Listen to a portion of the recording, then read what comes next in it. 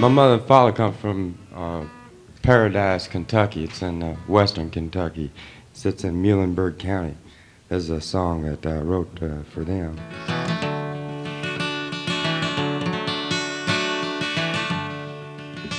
When I was a child, my family would travel down to western Kentucky. Well, my Jim parents Ross. were born. I live Mountain View, Arkansas, just right across from Jack's Resort, which is probably how I met John Prine. He frequented Jack's Resort unbeknownst to me. I was a big fan. And he met my neighbor, and my neighbor says, well, your biggest fan lives right down the street. And he says, well, tell your neighbor to come see me play tonight at Mary Hale's. We're playing for Mary Hale tonight. So I got the phone call and didn't believe it, but was able to manage to get off work and made it and made the show and was just elated. Right across the river from my house, I'm watching a guy who I've traveled quite a bit of distances to see. So after the show, met him, and he discussed his lack of fishing and how disappointed he was in his trip that he didn't get out on the water. I said, oh, why not? And he says, well, look at the river, it's high. I said, yeah. He said, well, there's not any boats that can get out there. And I said, well, I got a boat that'll get out there. He said, well, I'm supposed to leave tomorrow, but I could make arrangements to go fishing and stay another day if you could take me. I said, well, I can take you. He says, well, hey, give me your phone number and I'll call you in the morning and I'll let you know if I can make it or not. So I exchanged phone numbers with John Prine, and he calls me the next day and says, I got everything worked out. I got another day and let's go fishing. We went upstream, we went to Piney Creek, and the fishing was great. We all caught fish. He told story after story after story. And when we got back to Jack's Resort, John and I were best friends. And I don't think he's changed his feelings to make me feel that way. That's just the kind of person John is. I was in my shop working at my home, and just came out of the shop to go in the house, and somebody pulled in the driveway, and it was I walked up there and talked to him, and I talked to him for a long time, really, before I introduced myself. And when I did, it was John Earl and John Prine, and I knew who he was mainly because of my friend Jim Ross. He kind of turned me on to his music a short time before. I mean, like 2 weeks maybe. So when I shook his hand and he said John Prine, I said, well, I've heard of a John Prine that sings as a musician. And he said, well, I sing. So anyway, that was kind of how. But he pulled in the driveway. I mean, odd as that is. That same time he said, hey, we're playing at, a group of us are playing at JoJo's. Why don't you and your family come?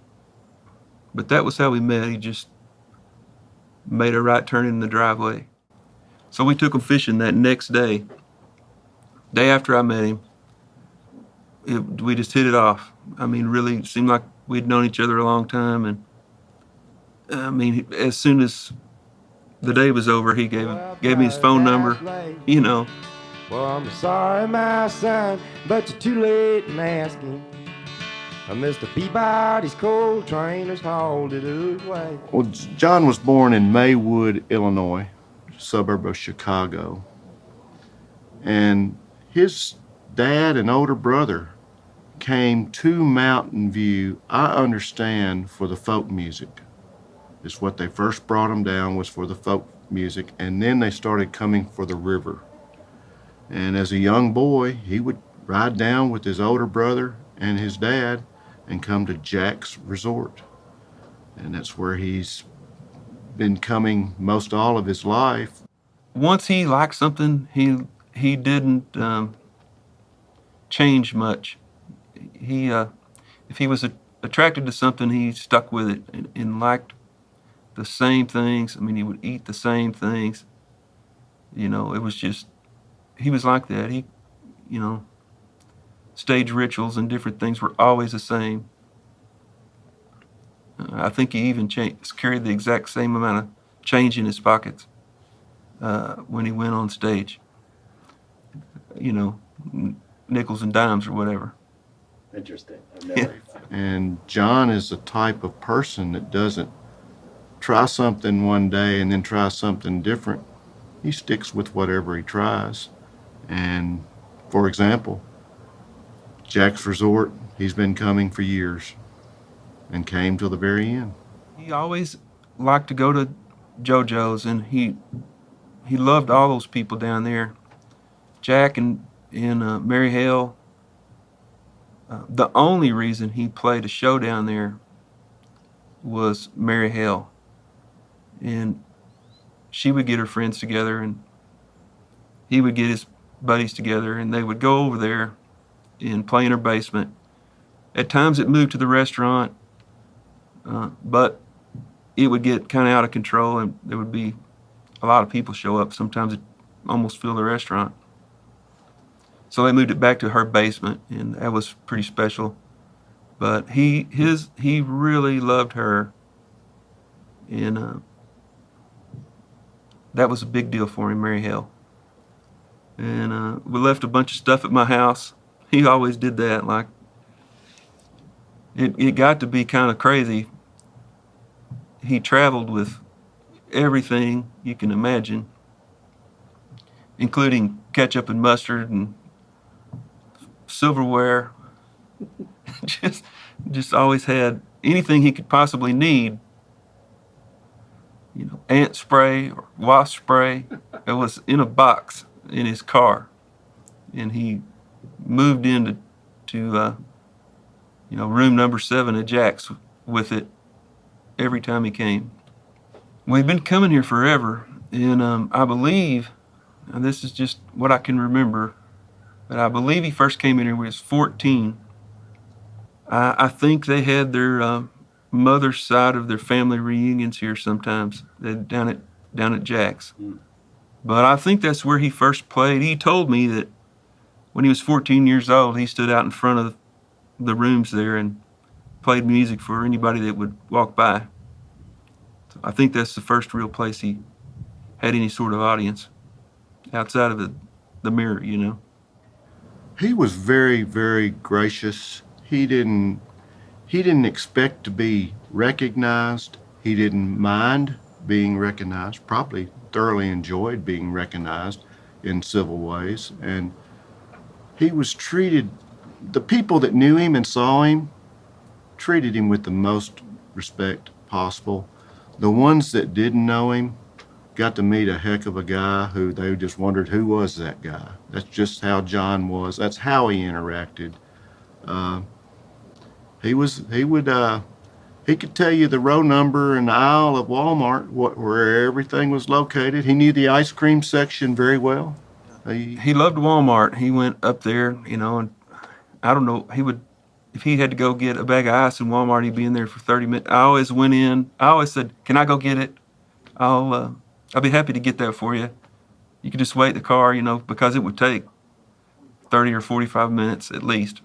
And if he ran into somebody, he always spent a lot of time with them. He never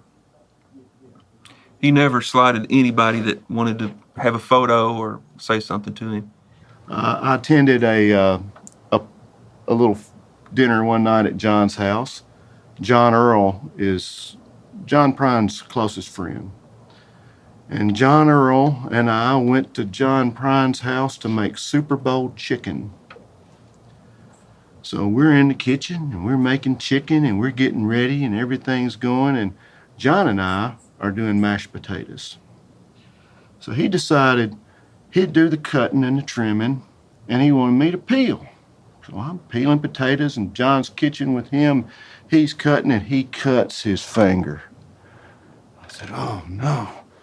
He said, "Jim, you got to finish this. I got to go to the bathroom." So he went to the bathroom. He came out, he had a big Band-Aid on it. I said, John, maybe I should cut the potatoes because I can sell a car with only 3 fingers. And he real quick says, well, you know what they say about the guitar player that's only got 3 fingers? I said, no, John, what do they say? He said, well, whether he was good or not, they'll always say he was a good guitar player before he lost those fingers. One thing I do remember, they always got together at Jack's on the back porch of those rooms down there. They would rent that whole 9-room block, and to keep from bothering anybody else too, because they'd stay up all night. And they would play music out there, and you could hear them across the river. You know, if I went home early or something, I could hear them over there laughing and playing music and singing. And so Roger makes a pot roast every time we came. Roger Cook made a pot roast, and John would always make the mashed potatoes, and they would always brag about how good they were. Everybody would just talk about how good they were. Well, he'd always say, "Hey, Brian, let's go. Let's go over to the room." So he'd say, "Call a Rainbow and order 15 orders of mashed potatoes." So we'd go up there and get them and bring them back to his room, put them in the biggest pot he could find. He'd throw a couple sticks of butter in them and heat them up. And we would take them down there to dinner. And people would say, "Boy, John, these are good potatoes." And he'd look at me like, "Don't you dare, you know." I don't think I've ever told anybody that. I don't think I told those guys that. Maybe never. But that's where the potatoes come from. That's a good one. Well, I'd have to say my most memorable trip with John Prine would be after Jack and Tommy had gifted him with a rod and reel. And so this would have been a trip. He shows up from Nashville with his rod and reel, and he was so proud of it. He ties it on. He tied his own lures. He didn't need anybody looking after him, but he used an inline spinner and a Aberdeen hook with corn. That was the John Prine treat. But he rigged it up and was so proud that he caught the boat's first fish of the day on his boy's rod and reel. He was so proud, he said, "Would you take a picture of me?" And I said, "Sure." So I snapped a picture and sent it to Jack, Tommy. I'll share that picture with you. Down by the Green River where our paradise lay. Well, I'm sorry, my son, but you're too late in asking. Mr. Peabody's coal train has hauled it up. You know, he always brought people with him. I think sometimes as many as 10 or 12, maybe more. But usually at least 6 or 8. He had a unique way to bring a bunch of people together that were like-minded. But, you know, Roger Cook was always with him every time he came. I never saw John Prine here without Roger or John Earl. Did you say room 7? Room 7, every time I knew. I don't think he would have stayed anywhere else. He would take everything off the walls, everything off the counters, and put it up. And then he had the biggest igloo cooler you've ever seen that you didn't know they made, you know. And he would pack them and leave them at my place. And it would be a truckload of stuff. I mean, it would fill up the bed of a pickup easily. And some of it was just, you know, cases of Diet Coke or something, you know, that he...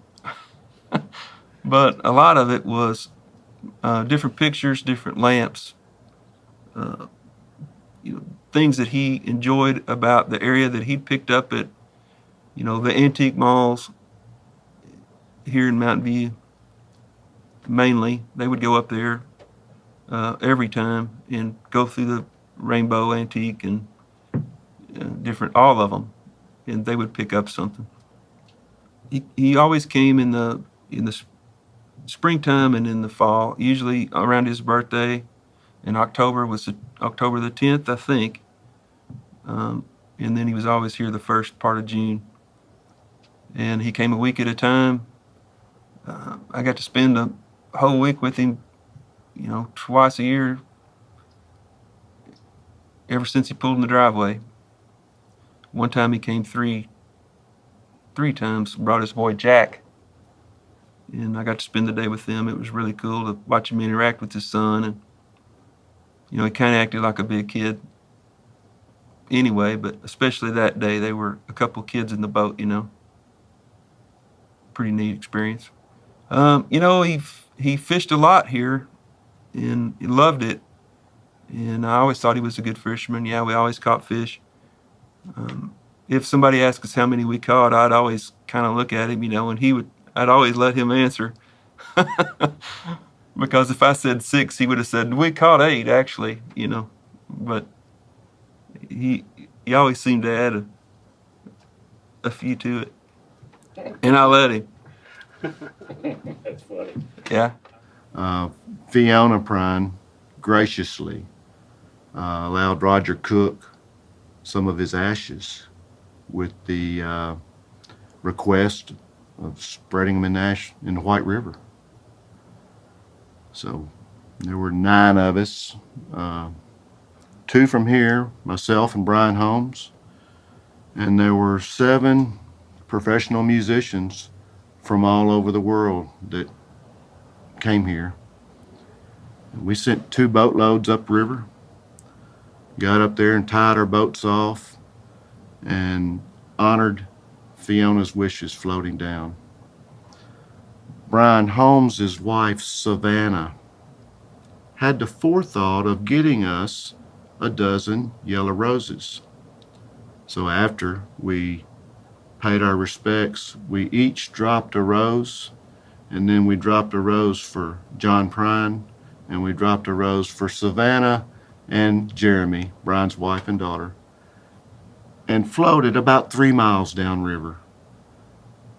It was not a sad time, but it was a very, very special time. Well, one of the first times John came here, he found out that I was a full-time taxidermist, and he said, I've got a goldfish that somebody mounted for me years ago, and he needed it redone. So he, I guess it was small when he bought it, or when he got it, and he said the more it grew, he just kept putting it in a bigger tank, and until it was big, it was. You got a picture. But anyway, so they looked through everything they owned pretty much to try to find it. Of course, it was in the garage or the last place they looked, but I redid this goldfish for him, and it traveled on his bus, and he kept it pretty close to him for a long time, and last I heard, I think it was in his house. So When I die, let my ashes float down the Green River. I let my soul roll on up to the Rochester Dam. I'll be halfway to heaven with paradise waiting, just 5 miles away from wherever I am. And Daddy, won't you take me back to Muhlenberg County, down by the Green River where paradise lay? Well, I'm sorry, my son, but you're too late in asking. Mr. Peabody's coal train has hauled it away. Thank you. Thank you.